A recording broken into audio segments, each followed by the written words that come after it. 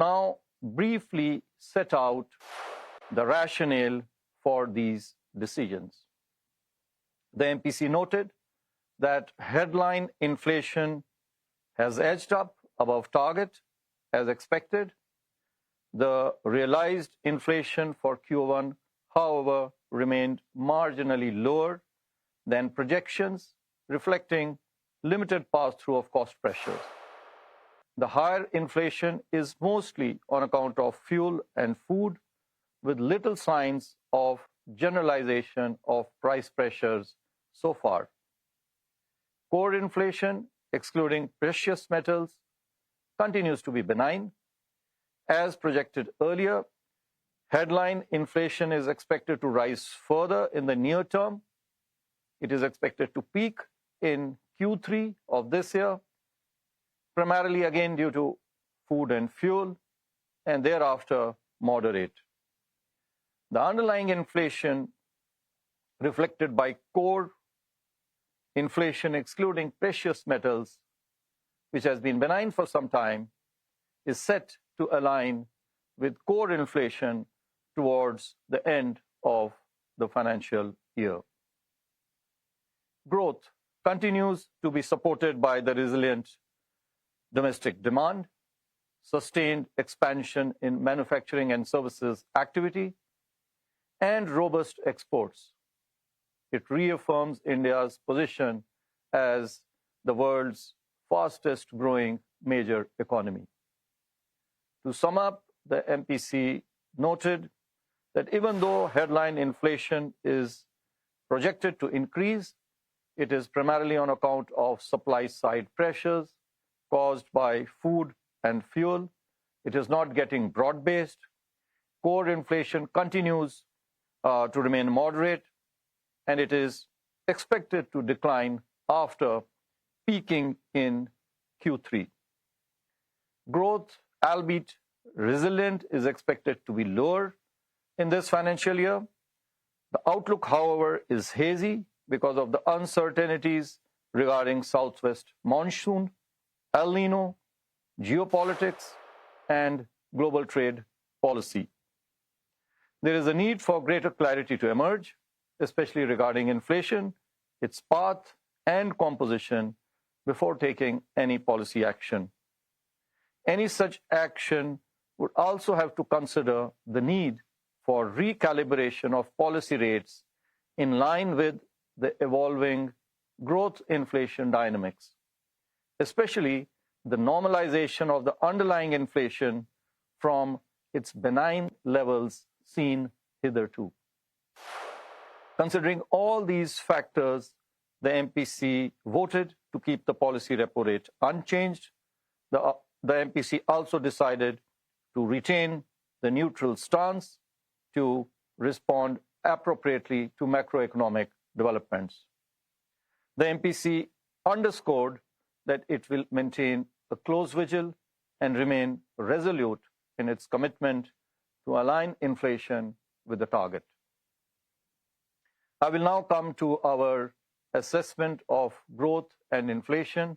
Let me first of all talk about growth. The supply-side pressures caused by the West Asia conflict have eased somewhat since June 2026, leading to withdrawal of temporary measures undertaken by the government and normalization of key input supplies. However, the re-escalation of the conflict since the first week of July has amplified volatility in energy prices and renewed uncertainty about supply chains. Amidst persistent global uncertainty, domestic economic activity has exhibited resilience as reflected by the high-frequency indicators available for Q1. Early results of corporates for Q1 indicate healthy performance in the manufacturing sector. This is also corroborated by an expansionary PMI.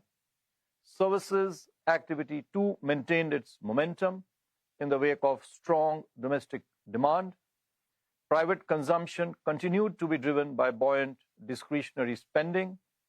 Investment activity remains steady on the back of robust government spending on infrastructure and construction. Merchandise exports rebounded with double-digit growth. Services exports growth sustained its momentum. Overall, the Indian economy performed better than expected in Q1.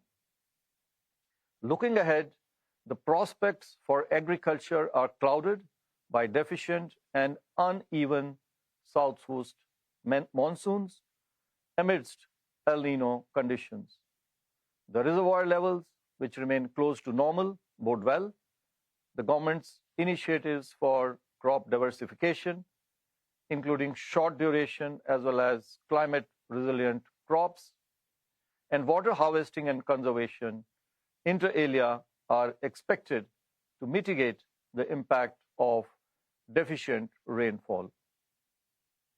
Although manufacturing sector may face cost pressures, the growing diversification of global supply chains should help mitigate the impact.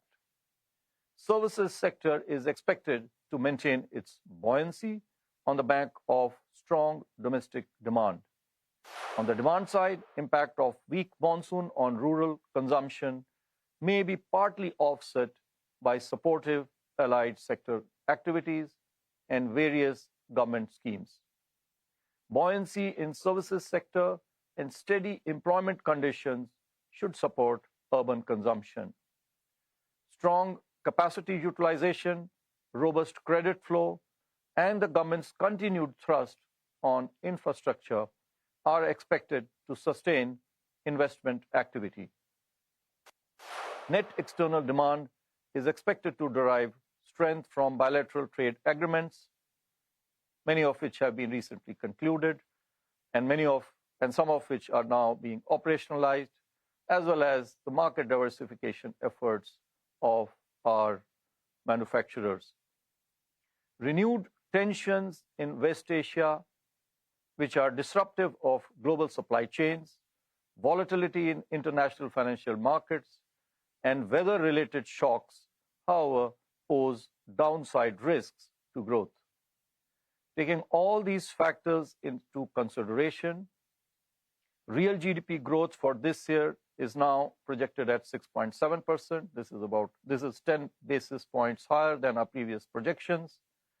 Q1 at 7%, Q2 at 6.4%, Q3 at 6.5%, and Q4 at 6.8%. The risks are evenly divided. Let me now talk about inflation. While CPI inflation increased to 4.4%,